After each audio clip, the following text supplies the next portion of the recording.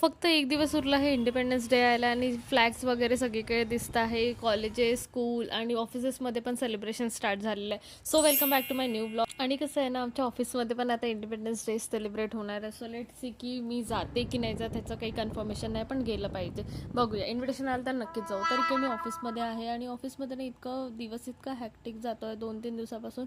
Literally कामं नाही होतं. ते काम एवढे पडलेले आहेत ना की खूप जास्त असं वाटतं की नको, आता नाही करायची इच्छा होत आहे. सो इकडे मी जात होती माझ्या ऑफिसमध्ये मेन ब्रांचला. सो इकडे मी पोहोचले वगैरे आणि इतकं छान डेकोरेट केलं होतं ऑफिसचं. फुल इंडिपेंडन्स डे वाईब येत होती. आणि इकडे बसल्या बसल्या मलाही विचार आला की काय करायचं. मग विचार केला घरी जाते आता फायनली. आणि घरी ना मम्मीनी सकाळीच ऑलरेडी मेथीचा आडण बनवलं होतं. आणि आडण म्हणजे मला खूप आवडतं, वाटल्या मेथीचं आडण जातं. त्याबरोबर गरमागरम इंद्रायणी राईस आहे लाजवाब कॉम्बिनेशन. आणि कोणी कोणी मेथीचं आडण खाल्लेलं आहे.